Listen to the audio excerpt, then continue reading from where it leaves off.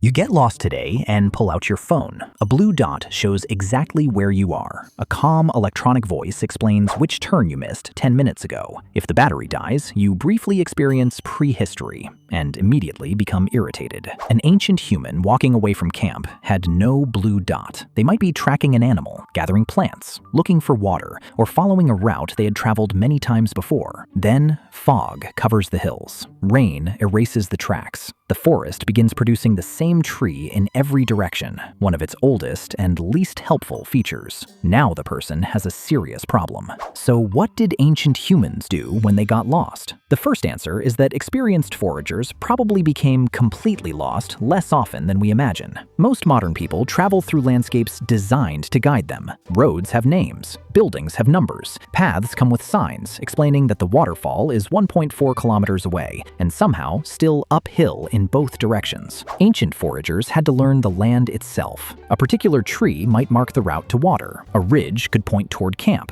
A change in soil might reveal that a river was nearby. Animal trails showed where herds regularly moved. Wind, slope, vegetation, sunlight, and distant rock formations all helped confirm a person's position. To an outsider, the landscape might look empty. To someone raised inside it, almost nothing was empty. Research with Hadza foragers in Tanzania shows just how structured this knowledge can become. GPS studies recorded thousands of individual journeys through a landscape where different foods, water sources, and hunting opportunities appeared in different places. The Hadza were not walking randomly until dinner happened. Their routes reflected years of accumulated knowledge about where resources were likely to be and how to reach them efficiently. That education began during childhood. Children traveled with adults. They watched the same routes repeated during different seasons. They learned which water holes survived dry periods, where animals crossed difficult ground, and how long it should take to reach home from a familiar hill. Nobody handed them a map. The journey was the lesson. After traveling the same route 20 times, a child no longer remembered only the direction. The route became attached to events. This was the tree where someone found honey. This was the stream that flooded last year. This was the rock where an animal appeared unexpectedly and improved everyone's running speed. Memories linked the landscape to food, danger, people, and stories. That may be one reason oral traditions were so valuable. A story could preserve directions without sounding like a list of directions. An elder might describe where an ancestor crossed a river, where a dangerous animal lived, or which rock resembled a crouching person. The story made the landmark harder to forget. It gave geography a plot. Researchers studying the movement of early hunter-gatherers along the coast of northern Norway have suggested a similar process. New arrivals would have identified major landmarks, named them, and gradually connected routes to shared stories. When natural features were unclear, people could add physical markers, such as stone cairns. A good story may therefore have stopped people from getting lost. It also made a 5-hour walk slightly less dependent on discussing the weather. The sun provided another guide. It rises roughly in the east and sets roughly in the west, although its exact position changes with the season. Someone who had watched the sky since childhood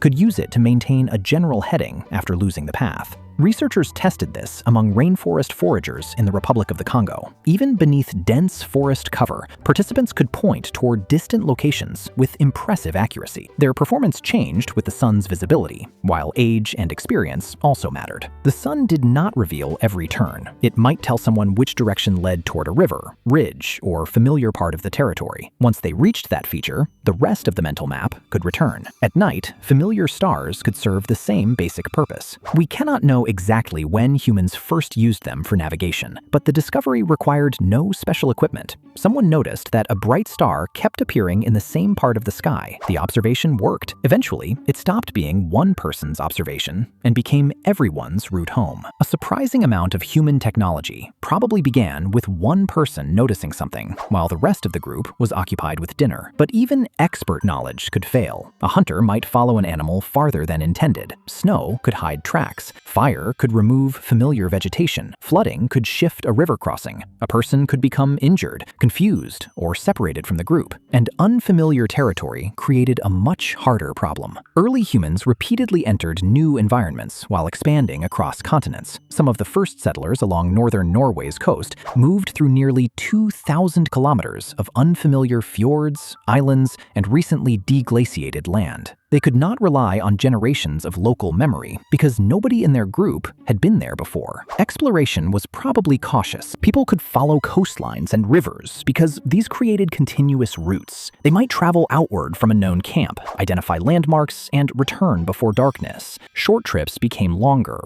as the unfamiliar area was gradually converted into remembered territory. A river was especially useful because it reduced the number of possible directions. Follow it upstream or downstream, and at least the landscape has stopped offering every option at once. The river may eventually lead somewhere inconvenient, but it is committed. Traveling with other people reduced the risk further. One person depended on one memory. A group combined several. One traveler might remember a fork in the trail. Another had noticed the sun. Someone else recognized a damaged tree from an earlier journey. They could compare observations and correct one another before a small mistake became several hours of determined walking in the wrong direction. Of course, groups could also follow the most confident person. Confidence has enjoyed a long career as a substitute for evidence. Traveling together still meant that if someone became injured, others could help. If one person became confused, another could take over. And when a hunter failed to return, the group at least knew the general direction in which to begin searching. The ancient version of location sharing was telling people where you were going. A more reliable version involved bringing them with you. When someone realized they had lost the route, retracing their steps may have been the first useful option. Footprints, broken branches, disturbed leaves, displaced stones, and bent grass could reveal the direction traveled earlier. Skilled trackers can notice signs that most people cross without seeing at all. A footprint contains information about direction, speed, and sometimes how recently the person or animal passed. Freshly broken vegetation differs from an older break. Disturbed soil can reveal which way a foot moved. Backtracking worked best where the ground preserved evidence. Rain, wind, stone surfaces, and moving animals could erase it quickly. Waiting too long might allow the landscape to clear its browsing history. When the original trail was gone, the person needed to find a feature large enough to recognize. Climbing to higher ground could reveal smoke, water, coastlines, or distant ridges. Listening might reveal voices, tools, dogs, or moving water. Following a known stream could lead toward a larger river or a familiar part of the territory. Smoke was particularly valuable because it traveled above trees. A campfire might be invisible from the ground, but visible from a ridge several kilometers away. Controlled fires also created recognizable places within the landscape. Calling out was another option. It might attract searching companions. It could also attract animals or unfriendly humans, which made shouting a decision rather than an automatic solution. The best response depended heavily on the environment. In open grassland, distant hills and the horizon provided reference points. In forests, travelers relied more on paths, sunlight, and small local features. In deserts, missing a water source could become fatal quickly. In Arctic conditions, wind and snow could erase visibility within minutes. This is why navigation was not one general skill, it was local knowledge. Someone who knew every path through a rainforest could still become dangerously confused on sea ice. Experience belonged to a particular landscape. Relationships helped people enter unfamiliar ones. Hunter-gatherer communities maintained social networks beyond their immediate camps. People traveled to meet relatives, exchange tools, find partners,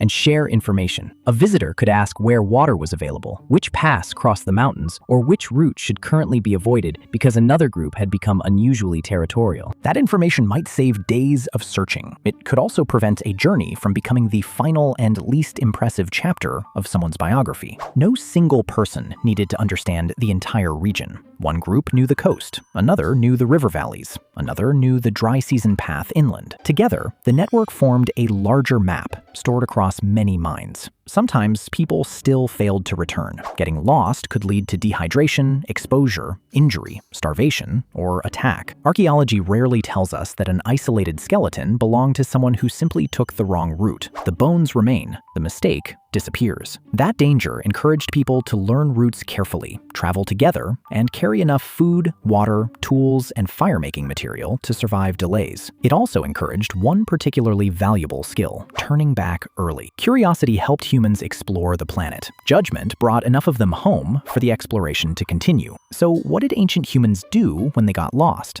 They retraced their movements when tracks survived. They watched the sun, climbed for a wider view, searched for rivers and familiar landmarks, listened for human activity, and relied on knowledge shared by other people. But their strongest defense began long before anyone lost the path. They filled the landscape with memory. Routes had names. Landmarks carried stories. Children traveled beside adults. Older people remembered floods, droughts, and seasons that younger members of the group had never experienced. Today, losing your map means losing contact with a device. For ancient humans, the map lived inside the group. Losing the path was dangerous. Losing the people who remembered it was worse. The first navigation system did not tell humans where to turn. It taught them what the world looked like while they were still going the right way. Subscribe, and we'll keep following the older maps.